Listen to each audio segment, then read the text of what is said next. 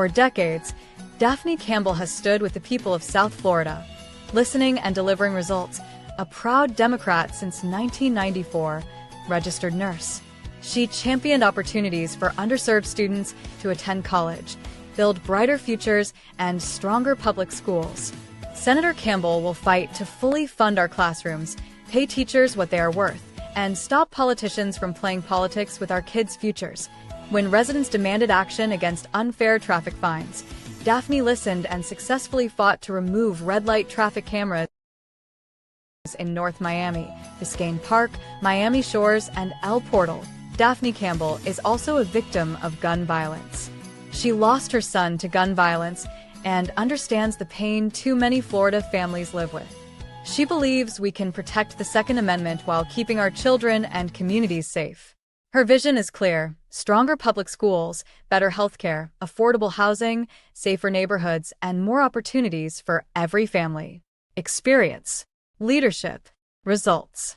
Vote Daphne Campbell. Your voice, your future. Our district, District 108. Punch number 102 on your ballot. Political ad. Hello, everybody. I'm endorsing Oliver Gilbert because he has always delivered for us, raising wages, delivering paid sick leave, and passing a law to lower water rates. I'm Oliver Gilbert, and I approve this message because from supporting the 5,000 Role Models program to standing up to Trump, I'm ready to carry on the legacy of Congresswoman Wilson. Trust me, we need Oliver Gilbert in Congress. While Ron DeSantis chose fights over culture wars, I've stayed focused on what families in Miami-Dade County actually need. I'm Ashley Gant. And in the Florida House, I saw Ron DeSantis play politics with our kids' classrooms while the real problems go ignored. I proudly stood up to that agenda, fighting for our schools, our families, our freedom to live our lives. Now I'm ready to take that fight to the Florida Senate. Family first, community first. That's how I'll lead in the Senate. This week, tech billionaire Trump supporters started flooding Miami TV with attack ads. The target, Oliver Gilbert. Who's paying and what they're really buying is the part they'd rather you not see. Silicon Valley tech billionaires endorsed Donald Trump, put $12 million into his super PAC, and joined crypto giants Coinbase and Ripple in funding his inauguration. Trump signed their bill into law and personally pocketed over $1 billion from crypto last year alone. They bought Trump's Washington. Now they're shopping for Democrats. Their weapon is Fairshake, a $193 million crypto super PAC funded by Coinbase, Ripple, and the same tech billionaires. In Democratic primaries, it hides behind a friendlier name, Protect Progress. 97% of its money, straight from Fairshake. Here's their playbook. Pick a black Democratic primary and drown it in money. Houston, $6.5 million. Congressman Al Green's 20-year career, over. Chicago, nearly $10 million to stop Juliana Stratton.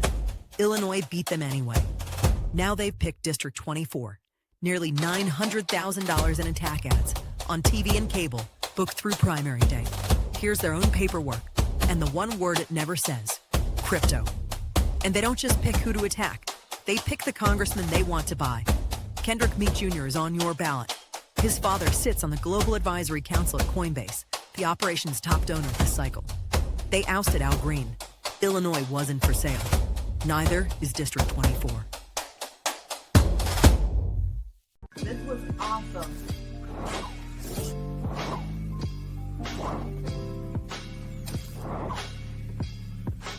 Thank you for tuning in.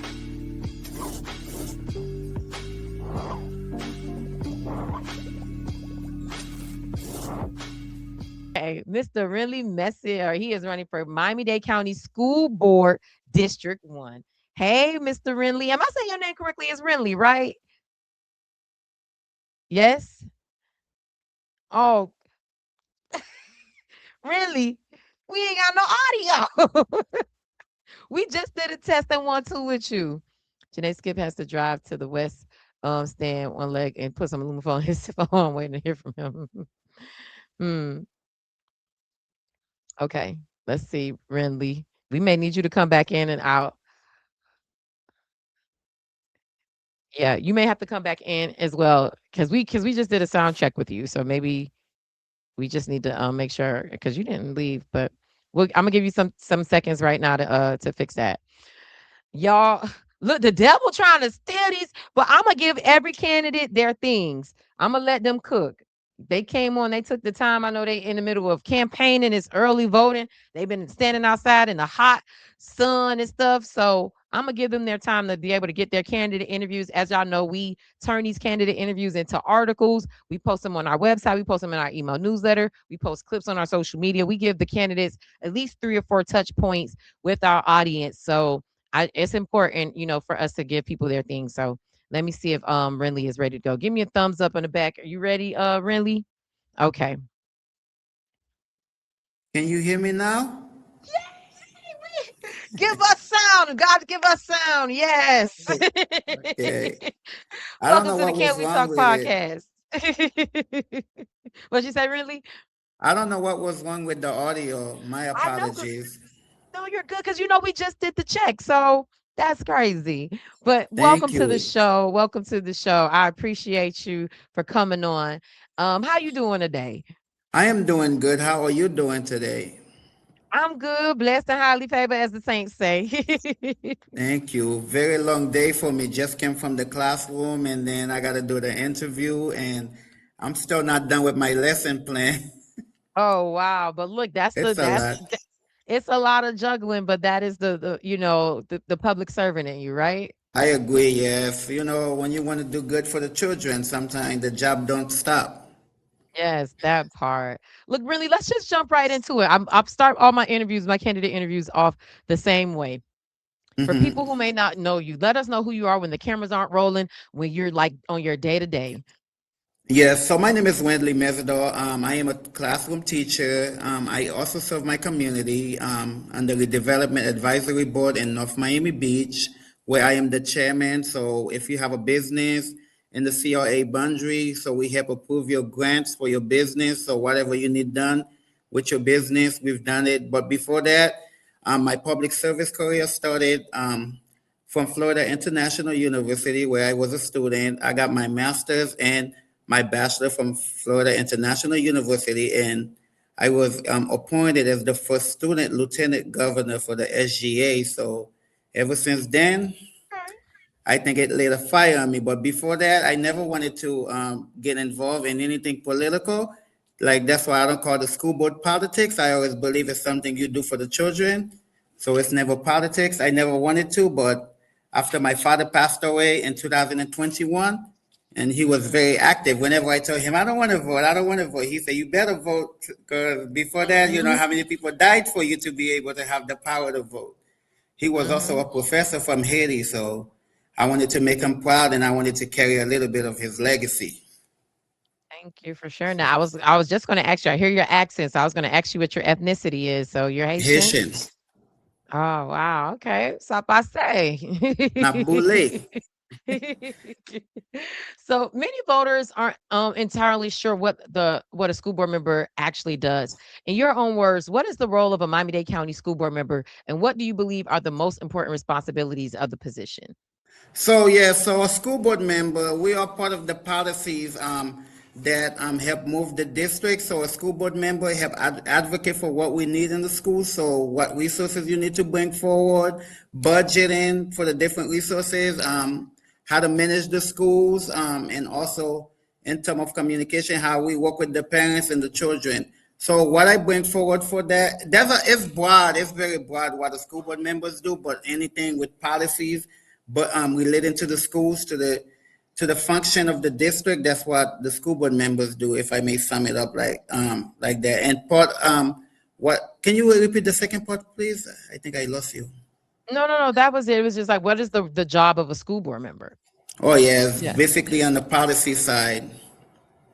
Thank you. And so, what professional and personal and community experiences have prepared you to serve the students, families, teachers, and staff of District One? Okay, so I believe my day to day.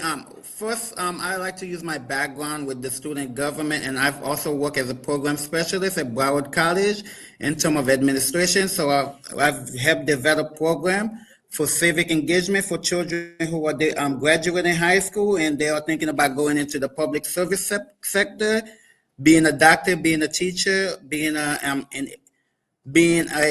doctor, nurse. So we have prepared them for that. So we have created program. I was working with Broward College, and we were helping about BCPS, Broward County Public Schools. So we have developed those children. So I have that experience in terms of developing program. And I am also a classroom teacher. So I wanted to bring that aspect to the school board because we don't have many teachers on the school board. And we want to make sure somebody who know what's going on in the classroom, who's actually living the experience, they see what's going on in the classroom, they are dealing with the children.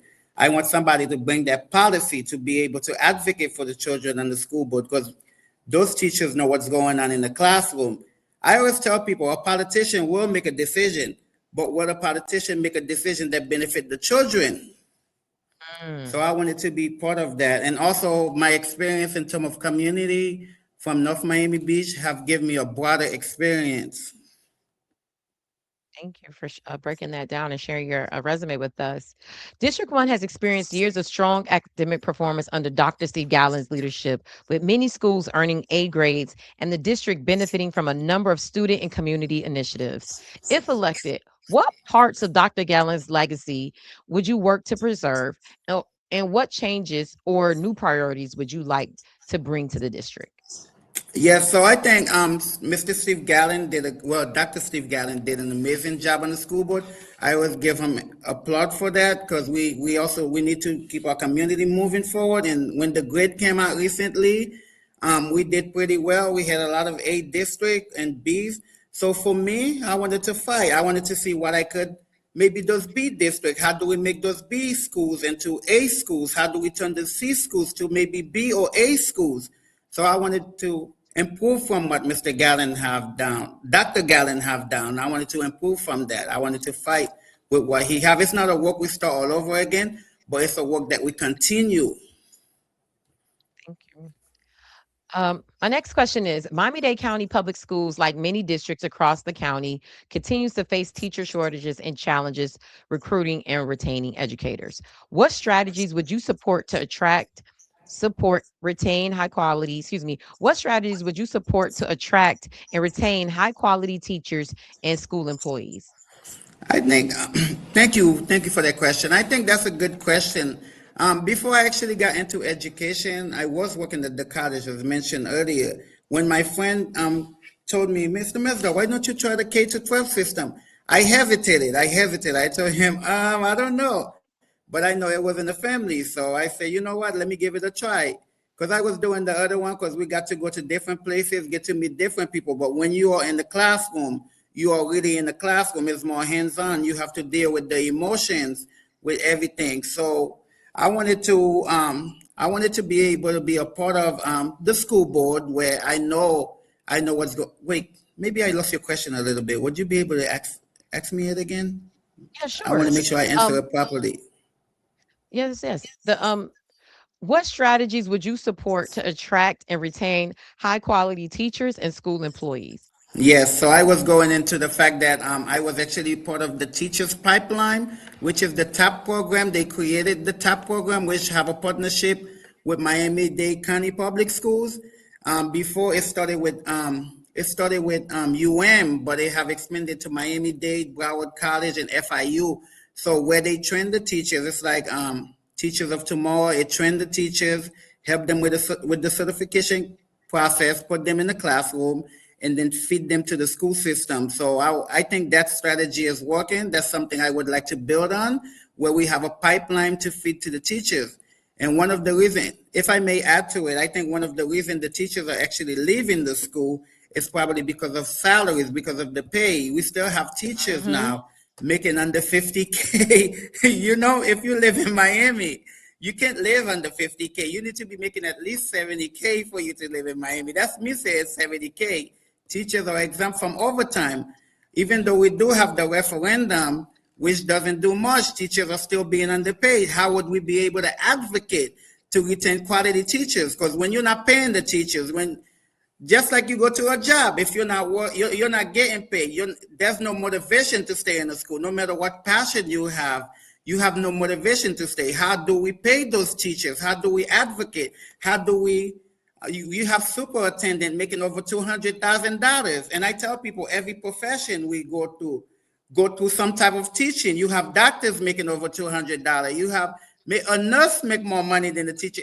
Even the dishwashers make more money than the teacher. A dishwasher from a restaurant make more money. A housekeeper. So how do we pay those quality teachers? How do we shape our future for our children? So once you have quality teacher, you will have quality students. So I say pay the teachers.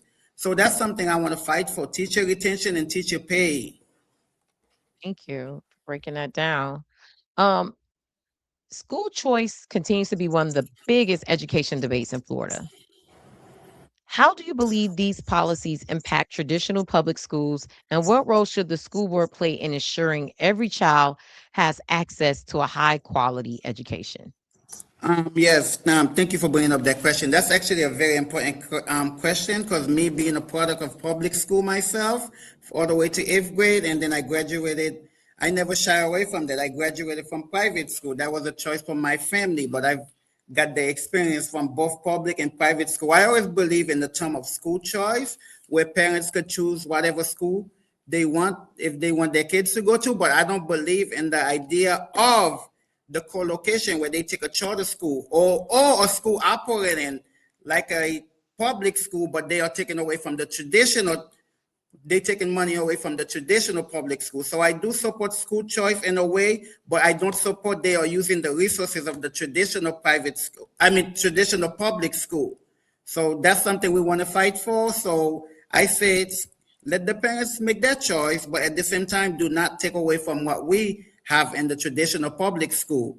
So that, I don't know if I answer your question correctly, but I say that's something I don't support. Yeah, you answered the question. To me, it's all about your thoughts and your views, to these issues and matters that we've heard around the district. So yes, to me, it's not to me if it's right or wrong. It's what you're presenting. So let me it's what you're presenting to the audience. Yeah. Let me clear it for you. Yeah. So I believe a parent should be able to make whatever choice they need to make, whatever choice they think is best for their children. But I don't believe in the bureaucracy of those different type of schools taken away from the traditional public school. And I think that's something they came up with now.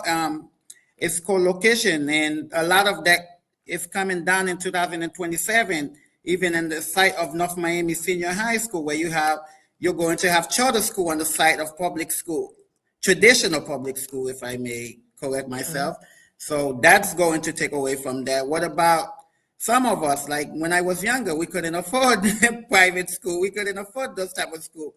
We had to go to public school. So what does that mean for the other children that's coming up that can afford private school? Yes, they give you the voucher now. They give you the step up. But what if you can afford the step up? What if you don't qualify for the step up? Where do you go from there? So I want to make sure we fight for that as well. And charter school is something we're still studying. Maybe it's free now. Maybe down the line, charter school might not be free. Yeah. No, thank you for expanding and wanting to give some more context. Miami-Dade County is facing declining enrollment, while others, some schools in Miami-Dade County are facing declining enrollment, while others continue to grow. How should the school board respond to lower enrollment, and what factors do you believe are contributing to these changes? So let's answer the part two first. I think part two have to do with family are moving out of Miami, family are moving to different places, school choices, many school choices where family have option. Even with my school right now, I had students that left the school to go to charter school, to go to different schools. So with school choices, and then you have immigration going on now with the TPS issue. People coming to the school, family are scared to send their kids to school. You have ICE getting involved in the school. So those are part of the issue. Livable, Miami is not livable anymore. So a lot of family are moving out of Miami to different towns. School choice, immigration, and affordability. So those are three of the biggest issues I think that's facing the low enrollment. And what was part one again? Let me make sure I didn't lose you. How should the school board respond to low enrollment? Oh yes, so I think what we should respond, how we should come up with a solution. We should analyze the data. We should do a case study. We see what's really going on. What is the driving force? Those were my opinion, but what are the driving force? What are driving those low enrollment? How would we be able to solve the solution? Because before you solve any solution, you have to analyze the data. You have to put everything together and come up with that solution. So definitely, I think we should analyze it and see what's really going on. What is the driving force? What is the number one force? And how would we be able to bring forward a new strategy to help those enrollment go back up? And I know with that co-location coming up, it will not help the enrollment. So how would we be able to solve those? Which location? The core location where they having charter school on the side of traditional public schools. So that will not help the enrollment Gotcha. process. You mean like what's happening at Miami-Jackson Senior High School, where they're going to be putting Yes, that a charter school inside a public school? Gotcha. yes, they having And, those charter school coming down. and you touched briefly on this in a previous answer. We've heard concerns from educators and families that immigration enforcement and fears surrounding ICE have affected student attendance and enrollment in some communities. What impact, if any, do you believe this has had on Miami-Dade County Public Schools? And how should the district support students and families while remaining within the legal responsibilities? Yeah, they have a lot of impact, especially being from a Haitian background. I could attest you, I know a lot of family right now that are not sending their kids to school because of the situation and being scared to even leave. A lot of them cannot drive. A lot of them cannot leave. So I always say immigration. I always tell people politics should not be involved in school. There should be no politics inside of the school. The state, that should be a local issue. That shouldn't be federal, and state should not. They should help us. They should fund the school. They should give us money to help run the school. But those type of policies shouldn't be state and federal issue. So they shouldn't be making those issues. So if we could go to the drawing board, I know we have to follow state and federal mandate. Regardless, we have to follow them. But how would we be able to implement, make sure our kids are safe? Our kids, how do we protect our kids? How do we protect our immigrant kids as well? How do we protect them? How do we better serve them? What solution would we come for? Like, how do we stop immigration from getting involved inside of the education process? How? So it's all about going back into the drawing board, try to see what solution we could come forth, or as board member, and how would we be able to implement those solutions better? How would we be able to implement them? Thank you. Beyond academics, students are facing challenges related to mental health, school safety, absenteeism, and preparing for college and careers. Which of these issues, or another issue that's not mentioned, would be your top priority, and what specific actions would you take to address it? Yes, all of them are concerned, but I'm going to focus on two of the ones you mentioned. Mental health. A lot of people, that's one of the most overlooked topic that a lot of us overlook. Mental health is very real. You have students in the classroom that are not getting those support that they need in the classroom. How do we advocate better to get mental health resources? Some things are going at home. Sometimes those students are not getting the support from their family. But when they come to the safe haven, which is the school, what would we do for those students to help implement and support their mental health? That's one of the most overlooked topics. How do we advocate for that? And also academic college readiness. I will tell you a little story, and I tell people that story all the time. I was going to Publix the other time in North Miami Beach. I see a 15, 16-year-old teenager, sitting in front of the public, asking for money, begging for money. And I always say, why don't we create a program for those students? Why don't we create a program for the students? They graduate right now. Tomorrow they already have a job. I know for a long time, we always said, we want them to go to college, get a 4-year education. But what about those who can't afford college? College is not cheap. College costs a lot of money. I went to college. I'm dealing with students. I'm dealing with student loan right now. That bar. So what about those who can afford college, those who can't go to college, what do we have for them? If they graduate today, do we have a job ready for them? And we're doing a pretty good job with the dual enrollment now that I didn't have when I was a child, because I'm 34 right now. I didn't have all those resources. By 18, a student could graduate with their college degree. I didn't have that. So Well, I'm what can 38. They had dual enrollment, Wrendly. they had it, but they had it, but it wasn't as good as it is now, right?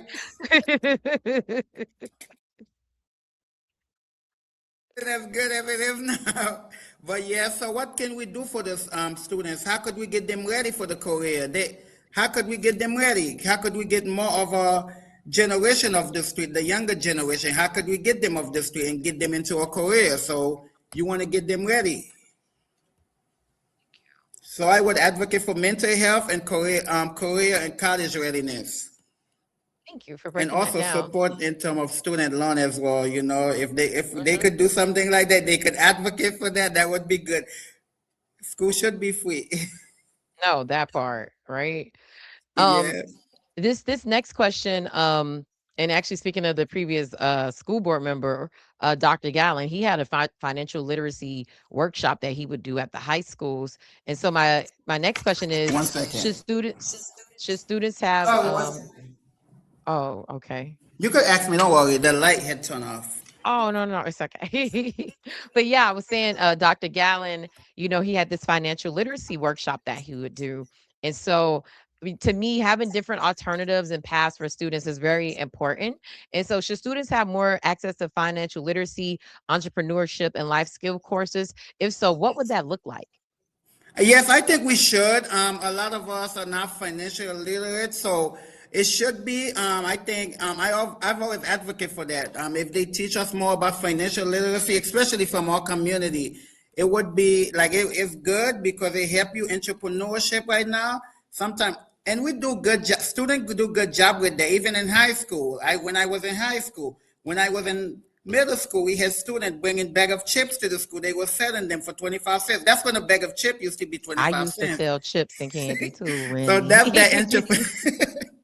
that's the entrepreneur spirit right there. So we have that. So I think if we have a way we educate the community, we educate our children, we get them, we implement that strategy, I think it would be good. Sometimes we're doing it. We do something, but we don't have that direction. We don't know where it's leading to. So in terms of that, I think more education, helping them, educate them how to properly find those proper channels, connect them with those people who could connect them to that other side. So you have those people in place that could connect those children to those people that could help them, those resources from the community, those grant programs that help them start business, first time business. How would we be able to connect them to those people? Because if you don't have the education, you will not be able to connect them to those type of network, those connection. And your question had another part to it, if I'm not mistaken. It was like, what would it look like, if you, believe in financial literacy, teaching and entrepreneurship and life skills, and then like, what could that look like in the school? So you actually, to me, you kind of like broke it down, like where you're like, reaching out to different people in the community. But if there's anything else you want to expand on, you definitely can. No, yes, I believe I support that 100%. I support that. So there's not much to expand on, but I definitely say connect them. If I may tell you a little bit about myself. Growing up, I was lost in life. I didn't really know much of the next connection until I got to Broward College, where I had people. Sometimes I even doubt myself. I told myself, I'm not going to be able to graduate. And I had that one guy, Dr. Thomas Walker, that one connection from Broward College. He told me, you better, if none of you guys, if any of you guys think you're not going to walk across that stage, he was very upset. He lit that fire under me. And then he connected me to different network that got me into the classroom, that got me into the student government, and that also got me a job at Broward College and got me connected to my community. So sometimes you need that education, you need that person, you need some of the older generation to train the younger generation to get to that path. So I say definitely education and mentorship. Thank you. Thank you for sharing your story, Renly. We've come to the end of our questions. Thank you so much for working through our tech support issues and everything. But to me, that just goes to show the dedication that you have to reaching, our audience and letting them know, your story as they go into the voting booth. So you have 1 minute. Just give the audience your reasons on why they should vote for you.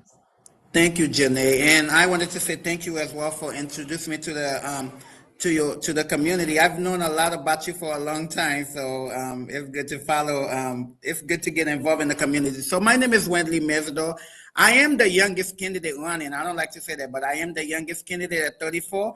Maybe some people might see me as an underdog. Maybe they feel I don't have the experience. Maybe I don't know. That's up to the community to decide if I have the experience to lead the next generation. But what I tell them, I bring a different perspective to the table. I bring that young energy, the energy that will carry the next generation. I tell people, whether you like it or not, we are in a time of technology. We are in a time of AI. Are we going back from AI? No. But how do we enhance AI? How do we enhance the AI? How do we make it better for our future generations? So I do bring the perspective, the new perspective of what's going on right now in the classroom, what's going on right now as a classroom teacher, and what's going on in the future. So I wanted to be that candidate where you vote if you want young, you want new perspective, and to the school board, I definitely say vote for Mr. Wrendly Mesidor, number 154. And I would really appreciate it and how we could best work together. Thank you. And we actually, we take questions live here. So this came through. Hey, Andrea. She said, did Mr. Mesidor say how he relates with public schools? So I guess tell us how you relate and how you connect with public schools. Yes, like as mentioned before, I attended public school all the way to 8th grade, and then my parents sent me to private school. So I do have the experience. So I have taken all those standardized tests we have taken from the FCAT. I don't want to say my age, but the FCAT was what we had. I took the FCAT. That FCAT was very tough.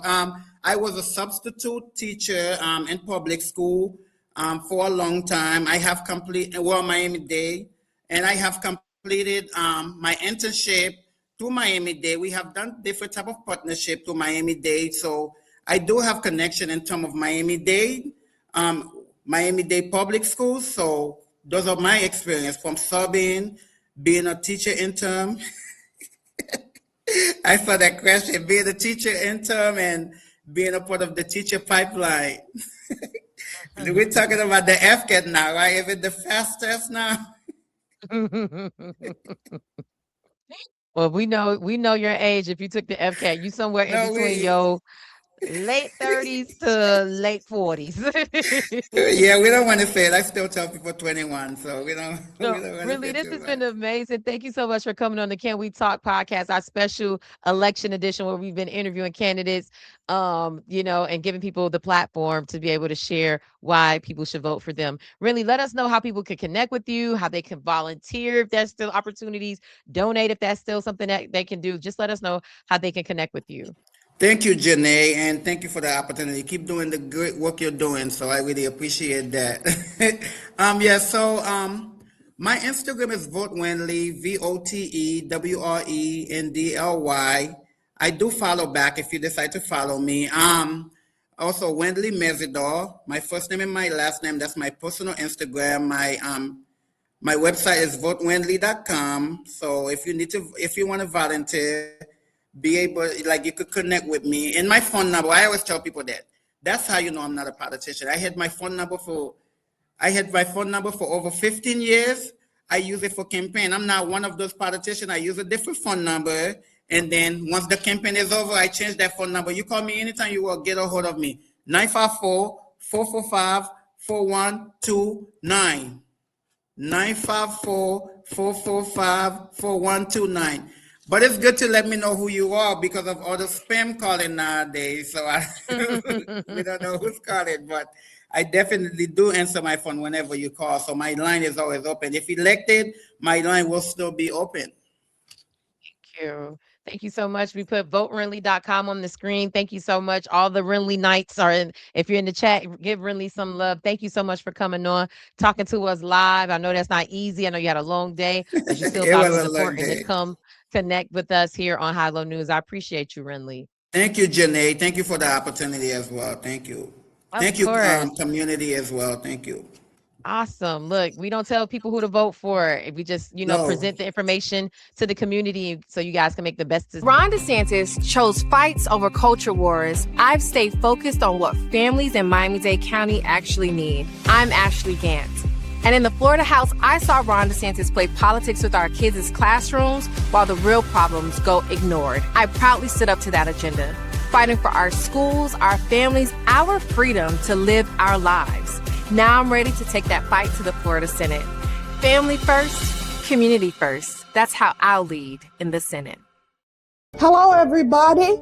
I'm endorsing Oliver Gilbert because he has always delivered for us, raising wages, delivering paid sick leave, and passing a law to lower water rates. I'm Oliver Gilbert, and I approve this message because from supporting the 5,000 Role Models program to standing up to Trump, I'm ready to carry on the legacy of Congresswoman Wilson. Trust me, we need Oliver Gilbert in Congress. For decades, Daphne Campbell has stood with the people of South Florida, listening and delivering results. A proud Democrat since 1994, registered nurse. She championed opportunities for underserved students to attend college, build brighter futures, and stronger public schools. Senator Campbell will fight to fully fund our classrooms, pay teachers what they are worth, and stop politicians from playing politics with our kids' futures. When residents demanded action against unfair traffic fines, Daphne listened and successfully fought to remove red light traffic cameras in North Miami, Biscayne Park, Miami Shores, and El Portal. Daphne Campbell is also a victim of gun violence. She lost her son to gun violence and understands the pain too many Florida families live with. She believes we can protect the Second Amendment while keeping our children and communities safe. Her vision is clear: stronger public schools, better healthcare, affordable housing, safer neighborhoods, and more opportunities for every family. Experience, leadership, results. Vote Daphne Campbell. Your voice, your future. Our district, District 108. Punch number 102 on your ballot. Political ad paid and approved by Daphne D. Campbell, Democratic candidate for State Representative, District 108. Hi, I'm Katrina Wilson, and I am running for school board member, District 1.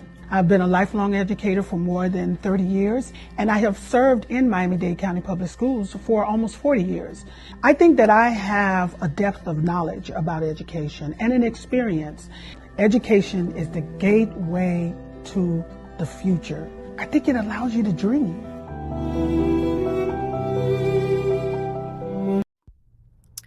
This week, tech billionaire Trump supporters started flooding Miami TV with attack ads. The target, Oliver Gilbert. Who's paying and what they're really buying is the part they'd rather you not see. Silicon Valley tech billionaires endorsed Donald Trump, put $12 million into his super PAC, and joined crypto giants Coinbase and Ripple in funding his inauguration. Trump signed their bill into law and personally pocketed over $1 billion from crypto last year alone.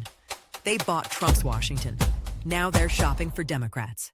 Their weapon is Fairshake, a $193 million crypto super PAC funded by Coinbase, Ripple, and the same tech billionaires. In Democratic primaries, it hides behind a friendlier name, Protect Progress. 97% of its money, straight from Fairshake. Here's their playbook. Pick a black Democratic primary and drown it in money. Houston, $6.5 million. Congressman Al Green's 20-year career, over.